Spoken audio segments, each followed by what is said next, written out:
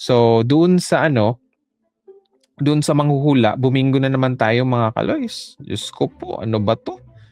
'Di ba? Yung manghuhula na parlorista pala talaga siya mga kaloys. Okay, since 2022, parlorista po siya tapos turned faith healer. Okay? So, eto po ang i-share ko sa inyo mga kaloys. Bumingo na naman tayo, 'di ba? So, yun na nga, sabi niya, mamadi-deport daw ako. Di ba, hindi ba niya alam? Hindi ba lumabas sa tarot card niya na, ay, ano na yan, Canadian citizen. Pero sabi ko nga sa inyo, 50-50 namang hula siya, di ba? Parlorista turned, so kawawa naman yung mga nabudol. Di ba? Yung mga nagpapahula, nagbayad, 2,000 ba yun? 2,000, 2,500, 3,000, di ba? So karamihan ay yung mga may disability. Yung mga nagpahula, yung mga disability na parang hindi nila ma-sense na, 'di ba? Tapos sabi pa niya dito, eto, 'di ba, may allegation na ng ano daw ako, ng scam daw ako. Tapos DDS daw ako. Never ako naging DDS. Okay? Nakita lang siguro niya ako kasama itong mga DDS vlogger pero never po ako naging DDS kasi 2016 ang binoto ko si Miriam Santiago. Okay? At naging kritiko din ako ni Digong nung time niya. 'Di ba? Kasi hindi nga ako DDS. Right? So, nagkataon lang na nung umupo si BBM, nakita ko na hindi kagaya ng kanyang ama, yung naging kritiko ako. Kaya nag-reach out ang mga DDS vloggers. Hindi po ako ang nag-reach out sa kanila, sila po ang nag-reach out sa akin. Okay? I hope that's clear. Alam ni Liz yan. Okay? Sinong kumontak sa akin? Hindi ba yung kampo ni Maharlika? Di ba? So sabi ni Liz, kapag senior, may discount din. Ayan. Comment ka dyan mga kaloys.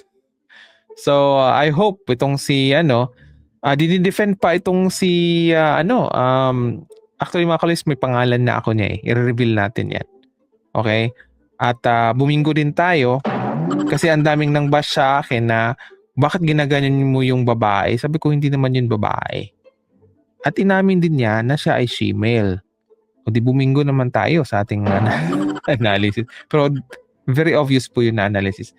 Yun na nga, hinahamon niya ako na ano din yung pangalan niya. O sige, reveal ko. Pero dahan-dahan lang muna. Okay? So, yun na nga mga kaloys, naging vlogger na sila, di ba? Parang in Bisaya, isa kayo sa panahon. Okay? Kung ako tatanungin niyo, 2014 pa naging vlogger na ako. Okay? Nakakuha na ako ng silver na sa YouTube. 'Di ba? Nakadebate ko na yung mga malalaking vloggers. Okay?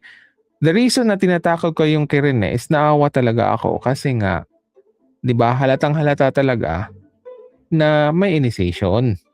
'Di ba? Na parang kung ako nag-analyze dito, gamitin ko yung skills ko para malaman natin kung ano ba talaga, what's the probability na yun na nga ang nangyari. So yun ginagawa natin. So ang daming tapos ngayon nung sinabi ko na hindi rin talaga mabigyan ng hustisya si Rene dahil dun sa 5 obstacles, di ba? Number 1 na yung nanay, number 2 yung mayor. Di ba? Dadaan muna sa mayor. At bumibingo na po tayo mga kaloys dahil nga doon sa mga lumalabas ngayon, di ba, na ginagawa ng Ateneo. Di ba na parang, ay wala na to. Di ba? Malulusutan na natin to. Diba? Kasi nga, nanalo itong Ateneo. Okay? Ito po mga kaloys. Okay? Ayan.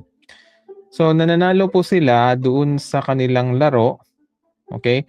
Tapos may pa-post pa sila, di ba? A moment of silence. Ganon. Di ba?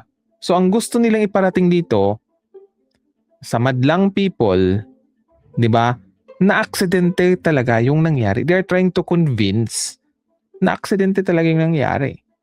Alright? Pero sa ating analysis, the probability is very high na natigok si Rene sa initiation. Ito namang si Adili ay talagang aksidente. Diba? Nag-guess yung mga kaloy. So bumibingo ako mga oploks. Tapos sabi na, naano ka, bitter ka sa 20 million. Hindi natuloy yung reward. At ito na ang resulta. Diba mga oploks? Yan.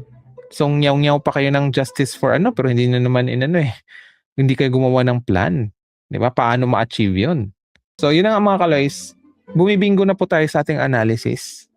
na hindi mabibigyan. Itong action na 'to, nanguhulugan lang na hindi talaga mabibigyan ng hustisya si Rene dahil sa uplok na diskarte, okey, ng pamilya ni Rene.